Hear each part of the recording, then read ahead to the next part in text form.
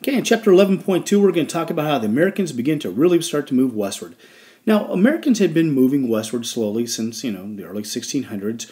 Remember, even with the proclamation of 1763, where Britain had prohibited us to move west of the Appalachian, we still kind of had, but not in great numbers, all right? But by the early 1800s, Britain has been cleared away. We really start to move west. We start to move west in such numbers, in fact, that the population in the original 13 states actually began to decline. For the first time, those populations are beginning to decline because people are moving west into new land. Now, two of the most popular ways for settlers, because there's not very many. You can claw your way through the forest and hack your way through. But actually established routes, there's really only two. And that's the Great Wagon Road across Pennsylvania. Okay? So this had actually started during the colonial times, and people used this road to move into western Pennsylvania. And the other one, very well known, it was started by Daniel Boone through the Cumberland Gap into Kentucky, called the Wilderness Road. The Wilderness Road actually goes through the Cumberland Gap, which is a small break in the Appalachians along the Columbian River that leads from the East Coast through the Appalachians into Kentucky. The easiest way really to get across though was by water, especially if the water is flowing to the west. So settlers used flat-bottom boats because these rivers were, this is before the time the Corps of Engineers would go out and dredge these channels to make sure that they were deep enough for big boats. They're usually pretty shallow,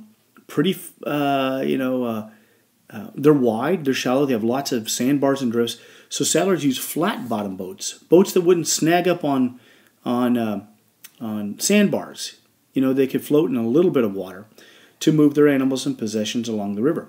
Now, using the Ohio River, the Ohio River flows from the east to the west into the Mississippi River, and they're able to move into western part of Kentucky, southern Indiana, and southern Illinois. So rivers are a great way to easily transport goods, in that direction. So flat-bottom boats, the Great Wagon Road, and the Wilderness Road through the Cumberland Gap are three routes that people are using early. With so many settlers beginning to move west, we start to see 8 new states added between 1792 and 1819. So we went from 13 states to 21 states by 1819. You notice that Kentucky was added in 1792, Tennessee in 1796. Ohio doesn't come to 1803, which seems a little odd, unless you remember back to my lecture in chapter 10-4. Remember the natives, the Shawnee, under Little Turtle and Blue Jacket, they'd fought there. It's going to take a battle, a war basically, and then the Treaty of Grenville to finally allow us to get Ohio. That happened in the 1790s. So it's going to take, a little bit longer for Ohio to be settled and, for the natives to be pushed out of Ohio. So that happens in 1803. Louisiana, as you might well imagine, because of the Louisiana Purchase, we get that 1812. Indiana, 1816. Mississippi in 1817. Illinois in 1818. And finally, Alabama, 1819. Now, if you look at Mississippi, Illinois, Alabama, these are states that have great plantations. Those great slave-holding plantations. Many of these white plantation holders find this land is well suited for the cash crops that they grow, sugar cane along the coast, and cotton. Okay, so a lot of these people are moving west to find land, make money off their unfortunately, their slave economy. Now, moving west was extremely difficult. It's hard for us to imagine now with our great interstate highway system and roads in every direction, but back then there wasn't. Some of the few roads that were there were narrow, often too narrow for a wagon to pass through. They would get washed out in rainstorms, or they'd go through swamps, or trees would fall over, blocking travelers. So this is a very difficult system, the federal government really has not got into building roads yet. So at first, it's going to take private companies. And what they do is they build what's called turnpikes. Turnpikes. They're built by private companies, private individuals. And what they do is they charge a toll or price to use the road. And they call it a turnpike because they used to have a big, basically a wooden gate or a pole sticking across the road where somebody there was waiting. When a passenger or a traveler would come up to the gate, they'd pay the toll and they would turn the pike. So it's called a turnpike. Now, the best known of this turnpike was the Lancaster Turnpike, which connected Philadelphia with Lancaster, Pennsylvania. And it's a private road. It's a turnpike, as I said. And the road was set kind of on a bed of gravel, water drained from it quickly, and for a little bit more of a smooth ride comfort for the travelers, it was topped with flat stones. Okay, so people are willing to pay the money to have a well-maintained road and more of a comfortable road. All right, so the Lancaster Turnpike, probably the most well-known in the early days of the privately owned turnpikes. Now west, there's a lot of swamps, a lot of wet areas, and it wasn't easy to build these roads. In fact, oftentimes you couldn't build roads with traditional ways, with gravel and with stones, because it was just too wet. So what did they do? Well, they used logs, and these are called corduroy roads. If you guys have ever seen corduroy pants, that line of cloth, it's kind of like that. They would line logs up in a row to allow the wagons to kind of ride up over the water or the marshy part. Now, this is going to be really bumpy, really uncomfortable. I'm sure that they probably tried to fill the gaps between the logs with maybe some mud or some stone, but that's going to wash away. Corduroy roads allow the passengers and travelers to get across it, but man, is going to be rough. All right? So remember that. Corduroy roads, made of logs, to travel across swamps and marshes. Swamps, marshes. Okay. Now, let's talk about the National Road. Now, for the first time, the federal government realizes that there needs to be a federally funded road to help these travelers to move west. Okay? So the National Road was funded by the national government, federal government, and it began in 1811. Not a great year, because you remember what happened in 1812. Whoops. Dang it. We'll make that an 8. War with Britain. Okay? So it's not going to be completed until around 1818. But this road initially began through the Cumberland Gap, from Cumberland, Maryland to Wheeling, Virginia at the time, Wheeling, West Virginia now. And then they began to keep building on and on and on. And finally, this road's going to make it all the way to Illinois. Now, as each new section of the road is open, travelers are just rushing along the National Road to get west. So the National Road, you need to remember, is the first federally funded national road project. It began in 1811, came to pretty much a halt in 1812 because of the war, was finished in that first part in 1818, and then it kept expanding all the way to Illinois. Now, I remember I told you earlier that moving west was great on boats, flat-bottom boats, and barges, and even rafts. But what do you have to do when you go back? All right? Well, this is going to be a problem. I mean, you have to push your way up against the current. You might use long poles. Remember my story on the Lewis and Clark expedition, how they had to basically push their way, dragging their boats, with poles up the Missouri River, or often climbing out on the bank and towing it with ropes. This is very, very difficult. All right? Here's a better example. A boat could travel from Pittsburgh to New Orleans in 6 weeks. From Pittsburgh, Pennsylvania, all the way to New Orleans in 6 weeks, because they're going with the flow. However, getting from New Orleans to Pittsburgh against the flow took 17 weeks. Right? So almost over 4 months to get back. So what are we going to do? This is great if you're traveling west, but if you need to return with supplies, very, very difficult. Well, the answer is going to be steamboats. Yay, steamboats. Okay. Now, Robert Fulton did not develop the steamboat. Okay. There was a guy, his name was John Fitch.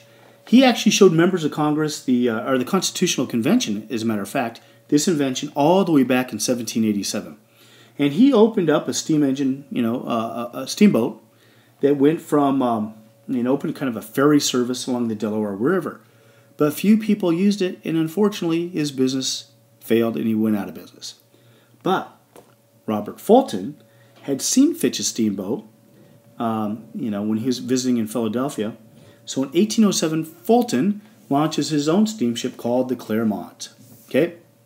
Now, he used this to travel between New York and Albany, and he made the 300-mile trip in a blazing time of only 62 hours, which seems really slow. But that was a world record at the time. Now think about that.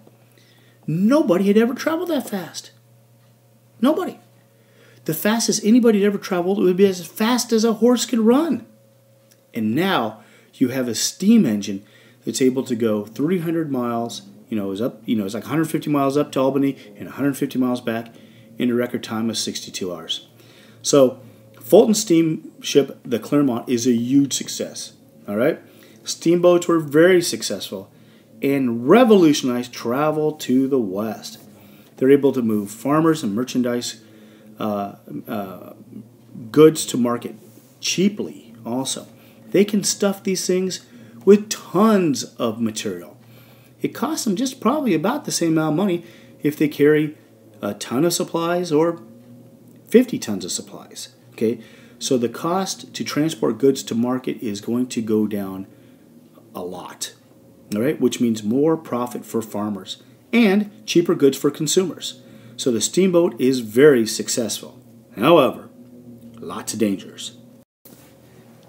Check out these statistics. Between 1811 and 1851, so 40 years, 44 steamboats collided. 166 burned up and more than 200 exploded. Right? So what is that? 366, 410, am I right? Steamboats pretty much were destroyed. All right? That is a lot of boats. And remember, if the valve gets stuck, the steamboat's going to explode. Think about if you were having a steam engine basically is a big pot of boiling hot water, right? And as that water turns to steam, valves are open and the steam passes through, which drives pistons, which turns wheels. But what if that steam valve seals shut and they can't get it open? Well, the pressure is going to keep building and building and building and building until finally the thing it blows up. If you were to take a pot, you don't do this, but if you did, if you took a pot, put it on your stove and welded the lid closed and you turn on the heat, eventually the pressure inside that pot is going to get so great it's going to explode. And that's why a lot of them exploded. But what's heating it? Well, wood, coal, and that's dangerous too. Sparks are flying out. Sparks are flying out through the smokestacks. They might, land on the ship and it could burn down. Plus, they're going to collide. They don't have good navigation. That guy goes left when he's supposed to go right. Lots of dangers. But still, it's worth it. It's able to transport people quickly, transport goods quickly and cheaply. So even though it's dangerous, it's still very successful. Okay, steamboats are a great success, but they're really successful out west, where they can link up, the great rivers, the Ohio and the Mississippi. But steamboats still can't get them directly to the eastern markets. They can't go over the Appalachians. So what could they do? They start thinking about canals. And there had been some canals, usually pretty short. These canals either went around waterfalls or, linked up a few lakes. But now we're talking about building a canal that could go a long way to bring, those farm goods from the west to markets and consumers in the east. The first one, and the most famous of all, is the Erie Canal. Now it's going to link the Great Lakes with the Mohawk and the Hudson River. The Mohawk and Hudson River link directly to New York. All right? So, what happens? The governor, his name is Clinton DeWitt, proposes this 350-mile-long canal across New York. Thomas Jefferson hears about it and says it's huge folly. It's never going to work. This is crazy. Can't be done.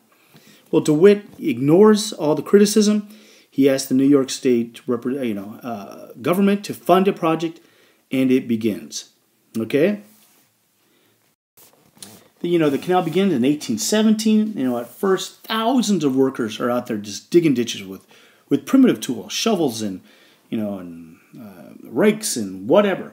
But new machinery begins to evolve. Inventors developed a machine that could pull stumps, because you need to pull these stumps out of the ground to build this canal.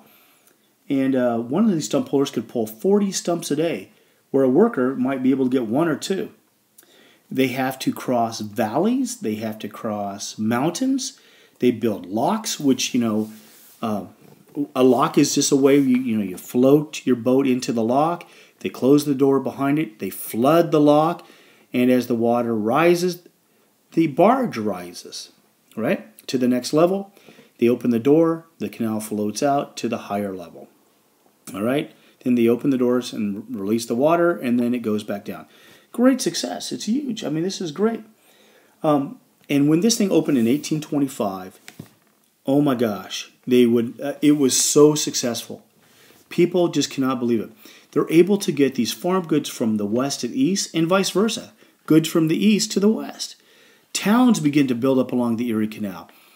Passengers stop in towns. They buy goods. They trade for what they need. It is a huge success. And how it was originally powered, though, is by mules. They built paths alongside the canal. The canal barge would sit in the water. It would have ropes, and they would have mules pull these barges basically down the canal. And then they would change out the mules every so often, and on they go. Now, eventually, these are going to be steam-powered, but canals are a major, major success. And man, do they start to build these canals all over. Look on the map on page 340. I mean, you can see where all these canals begin to link up major cities along the Great Lakes. Cleveland, Toledo, Chicago, to cities along the Ohio River. And these are going to lead to the Mississippi River, which leads to New Orleans. Oh, man, this is an awesome system. And canals are going to be a huge factor in the development of the West. All right? So today we've talked about the National Road, we've talked about the Wilderness Road, the Great Wagon Road, corduroy roads, turnpikes, steamboats, and canals. All these inventions are going to lead to the expansion of the West. All right?